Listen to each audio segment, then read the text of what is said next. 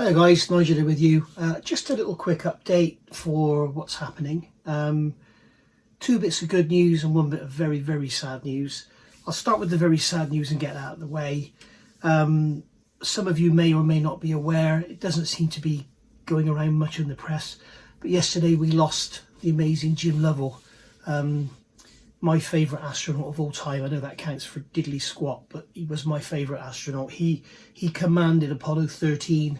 And if you ask me, that whole crew were absolutely incredible to get that thing back. I mean, the whole team, that NASA, that was absolutely unbelievable. When you think of, you know, the struggles we go through now with the space station, with issues with docking and stuff like that, and you know, and people being up there for 10 times longer than they were supposed to be up there, whatever, I'm exaggerating, but for them to get that back in those days with, you know, with less computing power than I've got in this bloody phone I'm filming this on, absolutely incredible.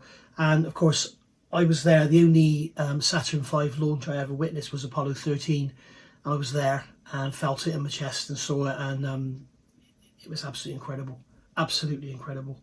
And it was an amazing day. The whole family, my sister was still with us then. It was the day before her birthday. Her birthday was April the 12th. Apollo 13 was April the 11th. And my dad flew us down to Florida from Georgia in his Cessna, and on the way back, radio went, and he had to turn back and land with no radio. So, and then he had other problems as well. Sorry, no, he had I can't remember, something went wrong, and then he had the second time he went, they'd repaired the radio, but they'd wrapped the cables around the radio leads around a cable, and he actually pulled the leads out of the radio when he moved the ailerons or whatever. I don't know. I've got the letter written by him, which he wrote to my mother years ago, reminding her all about it.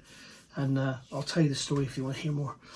But yeah, we almost all died on that day, and apparently he will have forgotten by now because he's no longer with us. But apparently he said he will never forget the anger of the air traffic controller when he landed in front of an airliner or something. Or he made an airliner delayed or something like that. Anyway, so yeah, we've lost Jim Lovell. So rest in peace, sir. You'll forever be remembered by me, if no one else. I'm sure there's many thousands of people that will remember you, sir. You were an amazing guy and a lovely, lovely, lovely bloke. If you've seen the film Apollo 13 with Tom Hanks and everything, you'll love it. But go and look at some genuine Apollo 13 footage, the interviews afterwards and everything, and you'll be absolutely amazed at the way Jim Lovell was interviewed and stuff, and his absolute professionalism, and a proper gentleman as well. So one of those people that, you know, we wish we'd never lose. But anyway, unfortunately we all go at some point, don't we? It's the only thing that's a dead certain. But enough on that side. You can see behind me the Austi Mustang. You can see it's absolutely huge. It's not, it looks like a 24th scale model placed up by the camera, but it's not. It's a good arm's length away from me, and my hand doesn't even stretch across the side of the floor pan. So I've just filmed parts 59, 60 and 61 and 62. Yeah, so I've just filmed 4 parts of that. So those of you that enjoy it will enjoy it. Those of you that don't, you don't have to watch it. But we can't have much further to go now. So you can see the engine bay's all done now, which is what we've been working on. So yeah, looking very, very nice indeed. The other thing I want to talk about, last week I did a 10 million hits giveaway of that beautiful Magic Factory motorcycle, which is here. There it is there. Okay, and if you remember, I said in 2 videos, I said we'll do the shout, the call. You have to guess a number between 1 and 1,000, and I will do the call on Moss's channel on Monday night on his live stream.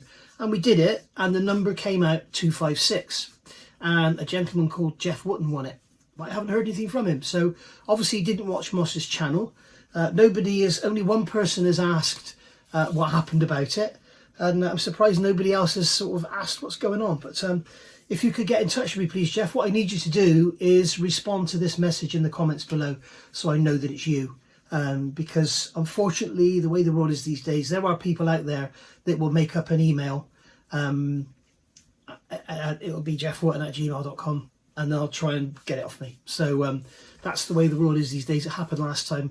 That's why I don't do cash alternatives anymore, because people try and scam you for money. What a world we live in, eh? What lovely, lovely people. So anyway, so that's that. Those Kaleido paints, I did the, they're here, there's these Kaleido paints here. I haven't used them again since, but we do have some very warm weather coming. So I'm going to try them in some hot weather and see what they're like. Because as we all know, if you try an airbrush in hot weather, the paint tends to dry too quick and you get a very rough finish. So we'll see how it copes with that. And also, some of you have been asking if can you brush paint it? I'm going to try that. That was Paul that asked that. And also, a lot of you have been asking if I'm going to do the full term thing. So what I'm going to do is spray something and then leave it for a week, because they say it reaches maximum hardness. What I am very, very impressed with is that primer. I use that grey primer on that Nissan Skyline body shell and on that wing. I've left the part soaking for like 36 hours in IPA, and the colours have come off, but the primer seems to be not wanting to come off. So that is an acrylic water-based primer that you can sand. It doesn't peel, and it's very, very resilient to IPA. So it seems like, I mean, and that gloss varnish seems to be awesome. So I am, you know, as I said before in my videos, I've said this a few times now, when I see that phrase there, okay, high performance water-based acrylic, I think, nah, there's no such thing. But you've proved me wrong, Kaleido, or Galeri, you've proved me wrong. You've done a great job. And what we need now is some military colours, and I'm going to be asking them for those. So anyway, if you are Jeff Wotton, get in touch at the bottom of this video, and I'll speak to you all soon. And as I say, stay tuned, you'll see this one. The POG, today is Saturday the 9th of August 2025, and you'll see the part 8, is it, of the Pocker build of the Pagani. That goes out tonight, and then these videos will go out. And I want to get back onto my Airfix Stalwart, but as some of you will know, I've bought some inside the armour resin for it, and it's come with a very sort of sticky, shiny coating on it, and they've told me to put it in a window for 24 hours and it'll sort it out. Well, it's been in a front window now for about 4 days and it's still sticky, so I don't know what's going on now. I might have to get a replacement from them or something, we shall see. Anyway, there we go. That's it. I'll speak to you soon. Bye.